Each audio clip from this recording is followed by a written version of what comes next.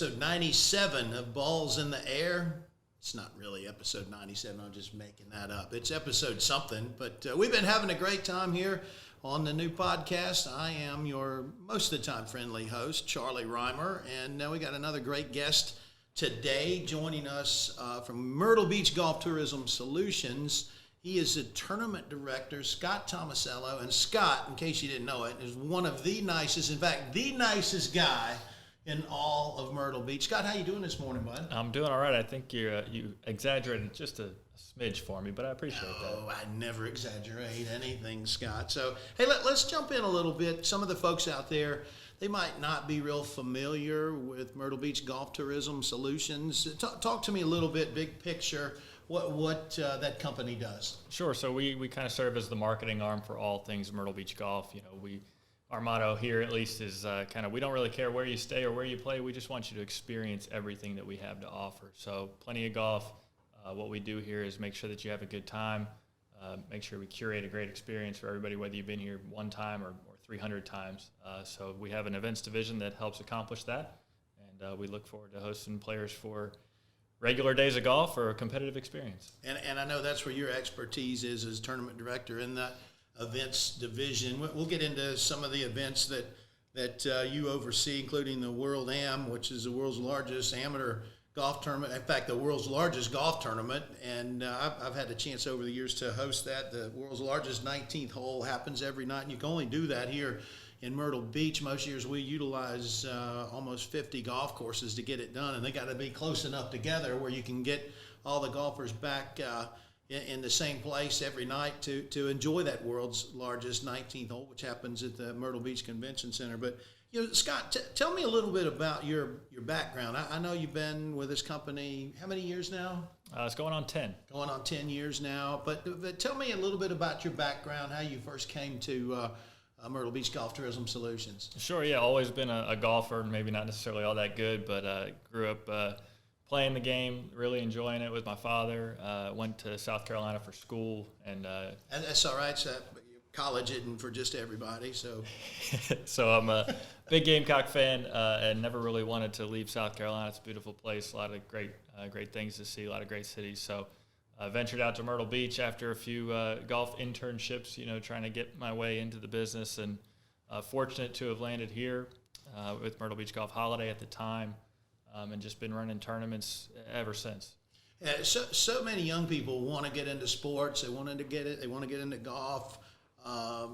In particular, I run into young folks all the time that are in school. What was your degree in at South Carolina? Sports management, which they have a great program there, and I know a lot of schools around the country are picking up PGM programs or sports management as a whole, which is great. For someone out there listening right now that's interested in getting in sports, or maybe they have someone in their family, a kid who's going to college, what kind of advice would you give them on how to start a career in the world of sports? Sure. I think two key things for me, at least, that I've kind of looked back on is one, that the business side of things is very important. It's not just about the playing or the operation aspect. Looking back, I wish I could have taken a few more business classes, because if you are able to work your way into this business, at some point you might be looking at being a general manager of a club or of tournaments and things like that. So the business side is very important. It's not just marketing. If you want to make your way, you need to be able to be a jack of all trades, so to speak. So that's very important. But also networking. You can't say it enough. I'm fortunate to have had a great mentor in Paul Graham, a good friend of yours, and without making key connections and networking, just staying close with the people that help you along the way is very important. I think that's helped me, and I think it would help a lot of people. Yeah, you mentioned Paul. He's been a guest on the show. He's been my longtime agent. Also teaches, a professor at University of South Carolina in that sports management program. And you're right, he is absolutely the best. One of the things that I think about when I go back to the last century, when I was in college at Georgia Tech, I always try to remember, a class that I took that helped me in what I do now. And it was probably public speaking. And I made a D in public speaking at Georgia Tech. I remember after my play career wrapped up, ESPN hired me to be the lead analyst on about 15 shows, the second half of the PGA Tour season, or the end of the summer through the fall. And I remember thinking, wow, I'm sitting here for worldwide leader of sports. We're going out live to 168 countries around the world. What have I done to qualify myself for this? And I thought, I made a D in public speaking. Must have been right place, right time kind of thing for you. Exactly. Goes back to networking. Yeah, exactly. That professor didn't like me, but I do remember that class and a couple other. I enjoyed taking some history, some English classes, and that sort of stuff. But do you remember any class? I know it's been a while now, but do you remember any class that specifically taught you a skill that you use on a daily basis? Yeah, I think Paul's classes, he teaches event management for, whether it's musical concerts, for golf tournaments. He teaches a lot of classes, but technically, at the end of the day, my best class was internships. So, getting out there and actually experiencing it. So, when we have events here, we love to have interns in because that's, to me, the best way to learn. In our school, at least, the internships were partly classes. So, I tried to do as many as I possibly could. I'm thankful for some of the opportunities. I think those are the classes you remember the most because that's where you get the real learning experience. Yeah, I'm with you on the whole internship thing. My two sons are within the last 2.5, 3 years now, both graduates, college graduates, one from Florida State and one from Missouri, and they are both gainfully employed. That I am very happy about that.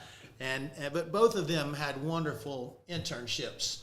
One of them went to New York City for the summer to work for an investment banker, and the other one ended up taking an internship up in the Chattanooga area. And after the internship, he went back to school, finished up for 4 months, and went to work for that company. So internships are just absolutely vital. It's maybe a little bit different when I was in school, but again, I go back to the kids out there that are listening, or a parent that's listening. What's a key at getting that internship? Because in your position now, I'm sure you get a lot of calls about people wanting to come intern for you. Sure, yeah, and I think the key, it goes back to networking, but at the end of the day, you need to make the most of that time. If you are given the opportunity, it's your chance to prove yourself, and without that, people may say, thanks for your time, we'll take it from here kind of thing. So while school is very important to give you those fundamentals, you need to act on the professionalism. A lot of college students, it's tough to balance the work, the play, the fun experience that college is,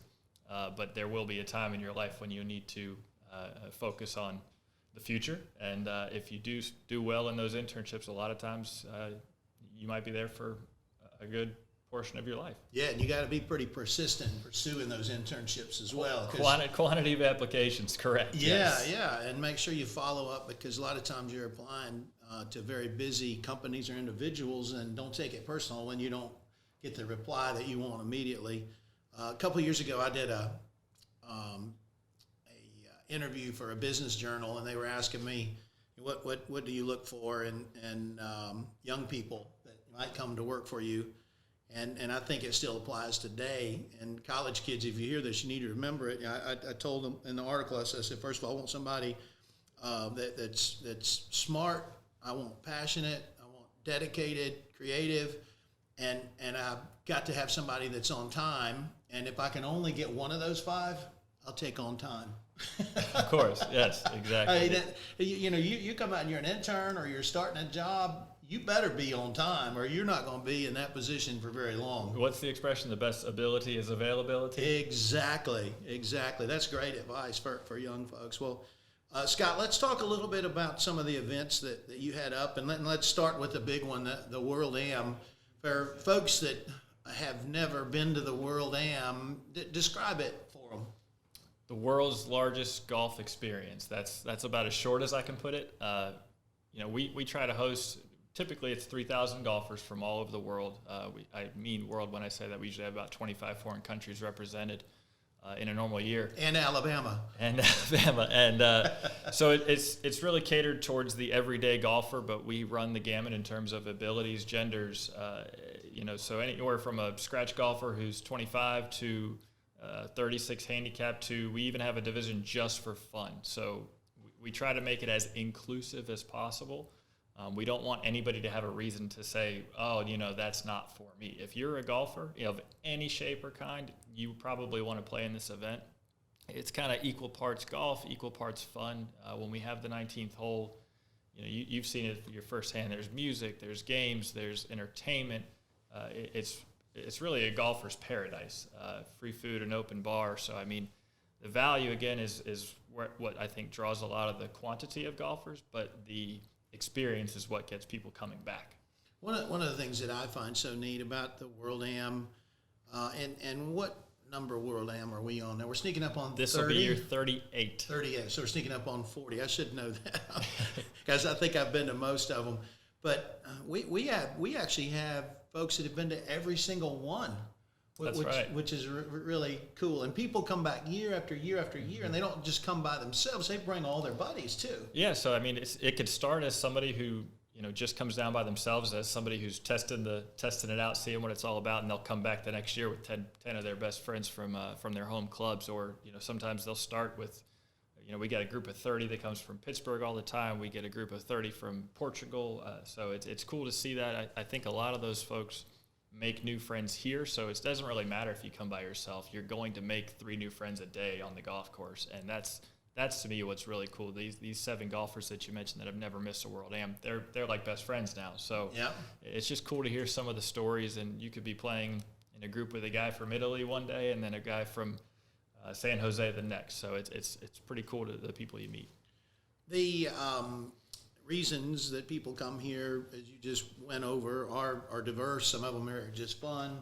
For the ones that are serious competitors, the handicapping system is something that don't be coming here to play in the World Am and you don't have a legitimate handicap, is what I'm trying to say nicely. But that's something that you have to monitor very closely, because we do want it to be as competitive as it can be and as fair as it can be, and sometimes there's a snag or two involved in that. Walk me through that a little bit. Sure. So we've got a very intuitive, I'll call it algorithm. So we do need 3,000 golfers. Golf is about integrity at the end of the day, but there are some bad apples out there here and there. But we do our best to monitor that, police that, and unfortunately have to take matters into our own hands. I'll use different words for make them ineligible for prizes. It's a very small percent. People assume all the time, well, I got to make sure that I'm on the up and up. Well, 99% of the golf world is, but we do have to make it an equitable field, and we take it seriously. But at the end of the day, most people get it, understand it, have fun with it, and we try to make sure everybody comes out a winner. If you're 17 handicap and you shoot a gross 69 the first day, that ain't gonna work. we might call your head professional.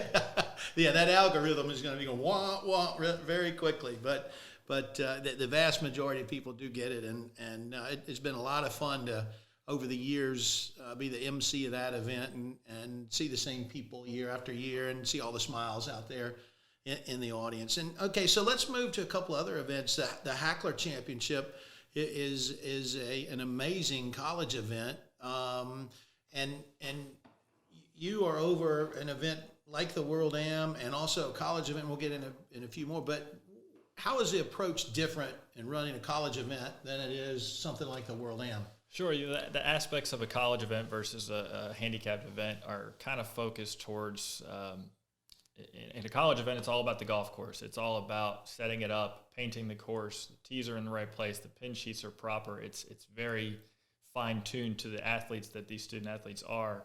And so it's a lot of focus on strictly playing golf, whereas someone like you or I, or maybe I should say myself, we're just looking to have a good time. So the golf course, yes, we want to have great quality courses, we want to have fun, but we also want to have a beer after the round. So, logistically, the college events cater to the golf course, and for you and I, it's cater to fun. At the end of the day, that's I don't care if you shoot 100. Did you have fun? That's what I want to know. Yeah, and during this pandemic, I want to call it something really foul, and then pandemic, the challenges for you in particular had to have been great. And putting on a college event, I'm sure you're dealing with the requirements from the schools, and putting on a World Am, having so many people. Talk to me about maybe some of the challenges that you've faced in this last year and how you've overcome those. Yeah, so the biggest challenge for us was overcoming the stigma of traveling, which I understand safety first. We traveling is, optional. That's not something we are, encouraging people to do just for the sake of traveling. But golf as a whole, has kind of served as that safe haven. So once you're out there on the golf course, just hanging out with your buddies. So we had to institute a few different policies, remove some banquets and social gatherings, which is fine. We just, we were fortunate that our players are understanding.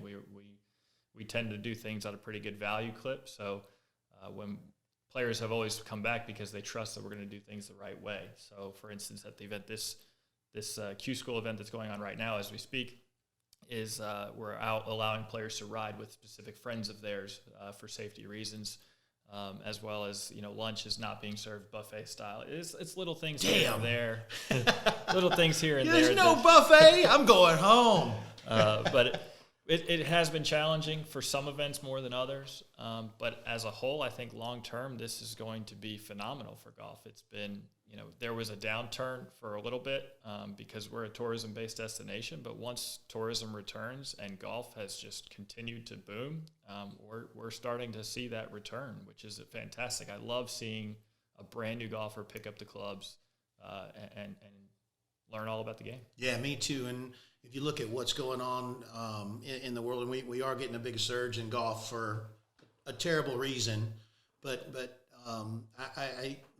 you got to take it when it comes your way. And you're looking at people there. I get the feeling everybody sort of looked at the resources that are closest to them and are taking advantage of that. And maybe they're rediscovering things that they always took for granted. And golf has been one of those. And if you look at the rounds played last year, typically at home courses for people, they aren't traveling, but they bought a ton of golf equipment. I mean, right now, if you're trying to get new golf equipment, and you got to wait months in some cases. They can't make enough golf balls, golf shirts, all of that. And these people, they're not buying this stuff and putting it in their garage. They're going to play golf. And as soon as everybody starts feeling safe, which hopefully is really soon, Myrtle Beach is going to be one of the first places they look. So I tell folks out there, if you want to come to Myrtle Beach, and we'd love to have you, and if you want to come this summer or you want to come this fall, you better book right now, because if you wait till the summer or fall, we're going to be full. And it's just like this tidal wave is coming our way, and I can feel it coming, and I'm really excited about it for the game and our destination. Yeah, we're seeing that in spades in terms of the events. The events have sold out in record time. So like Charlie said, it's best if you know you're going to come, you might as well go ahead and book it, get it on the calendar.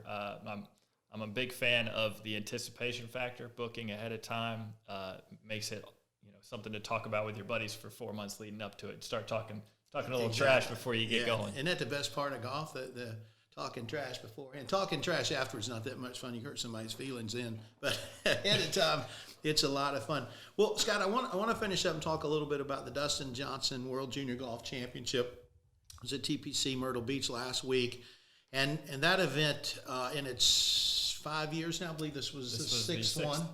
Yes, that event has really grown to be one of the top junior golf events in the world. And looking at the field, boys and girls, everybody in the field's ranked in the top 60. Mm-hmm. And I mean, it's really difficult to get in there. You run that event, and tell me just how special that event's become in just 5 quick years. Yeah, that one is near and dear to us, with Dustin's support, which is, the reason that we have the event. He's had this idea to give back to the junior golf community, specifically towards the Carolinas. So we're happy that he entrusts us to run an event with his name on it. And we're also thankful that he's able to attend and interact with these kids, because that, at the end of the day, is what makes the week for a kid at the event. So, the event has grown in stature kind of with Dustin, as he continues to build his legacy. This event is going to be part of that, and as it goes with experience, his kids want to come back and want to be at this event because he's invested his time and money into make this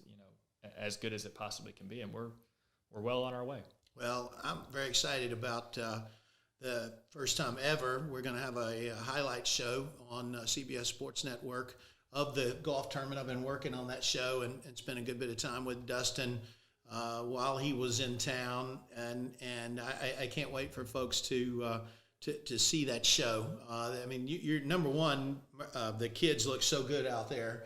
I mean, these kids can flat out play. These kids don't play like they played when I was a kid, I can tell you that. And especially watching the young ladies, you got 12 and 13-year-old girls that are keeping the ball in the air 240, 250 yards. I mean, it really is amazing to watch them play. But it was so much fun for me to spend time with Dustin. I actually did an hour interview with him for the new show, Charlie Reimer Golf Show, also on CBS Sports Network, where he was so relaxed because he was around the kids. And I got him away from being number one in the world and having all of that spotlight and being in the big cities and all of that, and got him at TPC Myrtle Beach, where he played a lot of golf when he was in college, and then afterwards lived in this area, and very relaxed. But it was just so neat, Scott, to see the interaction between Dustin and the kids out there. Yeah, and at the end of the day, that's what he's looking for. He just wants to be one of the boys. I don't think he, at the end of when he comes to this event, he's in his comfort zone, even though, how do I say this? He basically wanted to provide the experience that he gets on a weekly basis, and I think we've accomplished that. So to see their smiles, it makes him happy. I know that it does. That's why he comes year after year. And the fact that we just have to have a great field as well, that's just the icing on the cake. Yeah, and the event's going to continue to grow. If you look at some of the kids that have come through already, on the boys' side, Akshay Bhatia, who was the number one ranked junior in the world, actually, and worked out of Dustin Johnson's golf school with the lead instructor there, Alan Terrell, who also heads up DJ's Foundation and runs the event. Akshay decided not to go to college. He's already got 2 top 10s on the PGA Tour. And he don't weigh 135 pounds. And, he rockets the ball. Yeah. And then Alexa Pano, who has won everything in sight, she's going to be, that's a future star on the LPGA. She's actually won the event twice on her side. So we're getting a lot of these names that you'll be able to follow in college. You're going to be able to follow some of these young folks who are going to get to the PGA Tour, the LPGA, and it's really neat. The event this year really didn't have any spectators come out. Most years we do have a lot of spectators. Next year we're going to have even more. That's right. Than we've had in the past. So, but Scott, appreciate you stopping by and spending some time with us. He's Scott Tomasello, the tournament director for Myrtle Beach Golf Tourism Solutions, and he ain't much to look at, folks. I can tell you that. But nicest guy in Myrtle Beach, one of the smartest guys too, and does a wonderful job running our events here in Myrtle Beach. How many events again are you in charge of? It's 12, 13 now, right? Or maybe even more than that. I'm starting to lose track. I think we started, it was 3, and now we're up to 15. And we're going to be adding some more too. That's right. Scott, we appreciate it. Thank you for spending time with us. Thank you. All right, folks, we appreciate you spending time with us as well. Like for everyone to know, wherever you subscribe to your podcast, like us, tell a friend. Have fun playing golf, and we'll see you right here next time on the Charlie Reimer Balls in the Air podcast.